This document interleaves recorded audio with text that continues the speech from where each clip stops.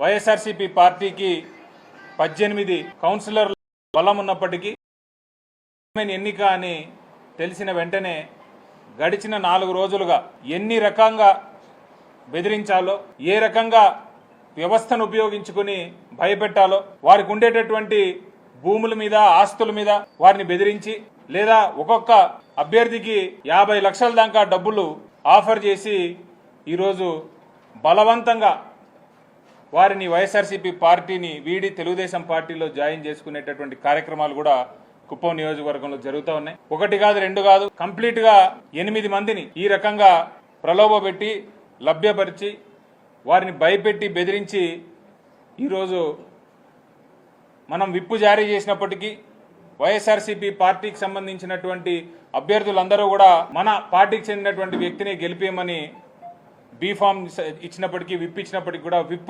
విప్పును ధిక్కరిస్తూ ఈరోజు 8 మంది అభ్యర్థులు మనకు అగెయిన్స్ట్గా, అప్పటికి కూడా ఎన్ని రకాలుగా ఇబ్బంది పెట్టినా కూడా నిజంగా ఈరోజు వైఎస్ఆర్సీపీ పార్టీకి సంబంధించినటువంటి 9 మంది కౌన్సిలర్లు ఏమైనా సరే మేము జగన్మోహన్ రెడ్డి గారి నాయకత్వంలో, రామచంద్రారెడ్డి గారి నాయకత్వంలో ఇక్కడ నడుస్తామని గడిచిన 4 రోజులుగా టీడీపీ పెద్దలు పెట్టినటువంటి ప్రతి ఒక్క ప్రలోభానికి కూడా గురి కాకుండా, వారు పెట్టినటువంటి భయాలకు వీళ్ళు జంకకుండా ఈరోజు ధైర్యంగా మున్సిపల్ ఆఫీస్కి వెళ్ళి అక్కడ జగనన్నతోనే మేము ఉంటాము అని మనం చైర్మన్గా పెట్టినటువంటి హఫీజ్ అనేటటువంటి క్యాండిడేట్కి ఓటు వేయడం జరిగింది. ఏదేమైనప్పటికీ కూడా ప్రజాస్వామ్యం అనేది గెలవాలి. ధైర్యం ఉంటే వీళ్ళందరినీ కూడా రిజైన్ చేసి మళ్ళీ గెలిచి తెలుగుదేశం పార్టీలో క్యాండిడేట్లుగా, తెలుగుదేశం పార్టీకి సంబంధించిన క్యాండిడేట్స్గా గెలిచి వాళ్ళు చైర్మన్ చేసుకుని ఉంటే నిజంగా అందరూ కూడా సంతోషించేటటువంటి వారు. ఇది చాలా హేయమైన చర్య. మరి జగన్మోహన్ రెడ్డి గారు గెలిచినప్పుడు 151 సీట్లు వచ్చినప్పుడు 17 మంది ఎమ్మెల్యేలు పార్టీ మారి నీ పార్టీలోకి వచ్చేస్తానంటే ఆయన మీరు రిజైన్ చేసి మళ్ళీ కంటెస్ట్ చేసి రాండి అని చెప్పినాడు. అలాంటి కమిట్మెంట్ ఉండేటటువంటి, వాల్యూస్ ఉండేటటువంటి నాయకుడు వెనకాల ఈరోజు మేమంతా ఉన్నామని చెప్పి మాకు కూడా చాలా గౌరవంగా ఉంది. తలెత్తుకొని నిజంగా వైఎస్ జగన్మోహన్ రెడ్డి గారు వైఎస్ఆర్ పార్టీతో మేము నడుస్తామని చెప్పుకోవడానికి కూడా చాలా సంతోషంగా ఉంది. గడిచిన రామకుప్పంలో ఎంపీపీ ఎలక్షన్ జరిగితే ఇదే విధంగా దౌర్జన్యకాండ చేసి కనీసం మనకు సంబంధించినటువంటి ఎంపీటీసీలు ఎవరిని కూడా హాల్లోకి కూడా ఎంటర్ కానికుండా వాళ్ళే డిక్లేర్ చేసుకోవడం జరిగింది. ఈరోజు మున్సిపల్ చైర్మన్ సంబంధించినటువంటి ఎన్నిక కూడా మరి వీళ్ళందరినీ ప్రలోభపెట్టి, వీళ్ళందరినీ డబ్బులు ఇచ్చి, వాళ్ళ ప్రాణాలను బెదిరించి, వాళ్ళ ఆస్తులు ధ్వంసం చేస్తామని బెదిరించి వాళ్ళందరినీ కూడా ఈరోజు మన పార్టీకి అగెన్స్ట్గా ఓటేయడం కూడా జరుగుతూ ఉంది. ఎవరెవరైతే మరి పార్టీకి అగెన్స్ట్గా, విప్పుగా అగెన్స్ట్గా ఓటేస్తారో వాళ్ళందరినీ కూడా పార్టీలోనే సస్పెండ్ చేస్తూ, మరి వారి మీద విప్పును ధిక్కరించినందుకు, విప్పుకు అగెన్స్ట్గా ఓటేసినందుకు హైకోర్టుకు వెళ్ళి వారి కౌన్సిలర్ పదవిని కూడా ఊడిపోయే విధంగా మేము కేసు కూడా వేయడం జరుగుతూ ఉంది. ఎందుకంటే విప్పుని అగెన్స్ట్గా వేస్తే ఏదైతే ఆ కౌన్సిలర్ పోస్ట్ ఉంటుందో అది కూడా పోతుంది కాబట్టి దాన్ని కూడా మేము సీరియస్గా హైకోర్టులో ఫైల్ చేస్తూ ఉన్నాము. ఏదేమైనప్పటికీ కూడా జగన్మోహన్ రెడ్డి గారు ఇచ్చినటువంటి ధైర్యం కానీ మా పార్టీ శ్రేణుల్లో ఇప్పటికీ కూడా అలాగే ఉంది. రాబోయేటటువంటి ఎన్నికల్లో మళ్ళీ కుప్పం నియోజకవర్గంలో ప్రతి ఒక్క వైఎస్ఆర్సీపీ కార్యకర్త కూడా రెడీగా ఉన్నాడు జగన్మోహన్ రెడ్డి గారికి సపోర్ట్ చేయడానికని.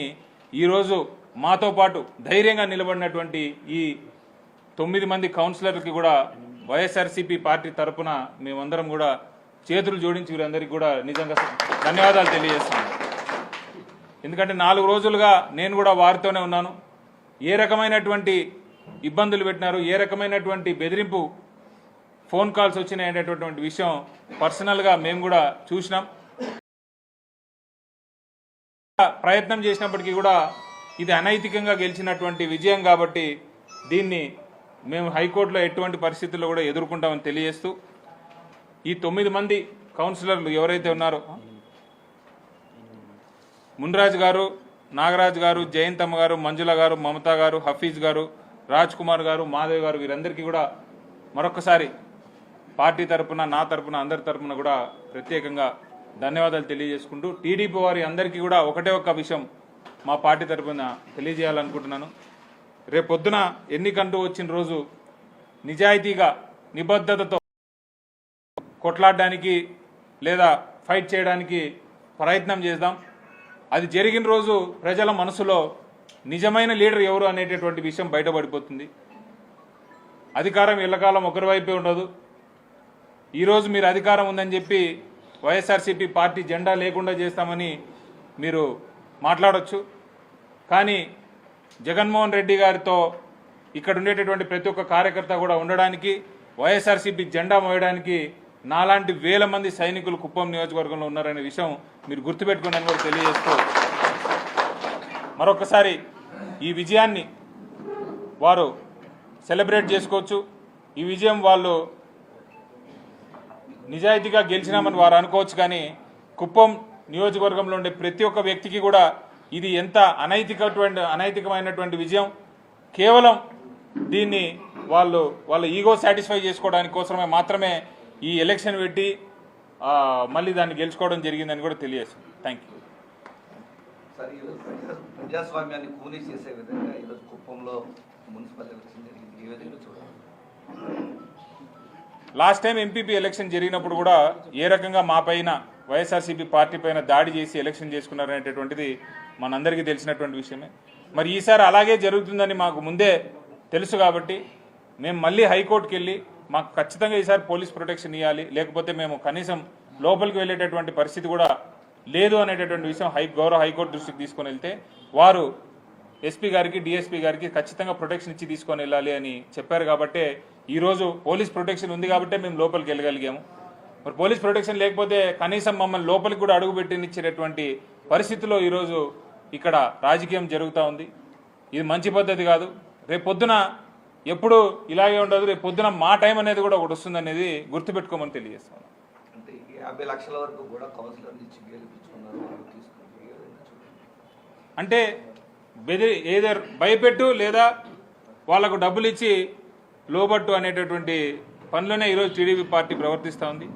ప్రతి ఒక్క కౌన్సిలర్కి దగ్గర 50 లక్షల దాకా డబ్బులు ఇచ్చి వాళ్ళని ప్రలోభపెట్టి, కొంతమంది మా క్యాంపులో ఉన్న వారిని కూడా ఫోర్స్ఫుల్గా ఈరోజు పొద్దున వాళ్ళని లిఫ్ట్ చేయడం కూడా జరిగింది. మరి ఇది మంచి పద్ధతి కాదు.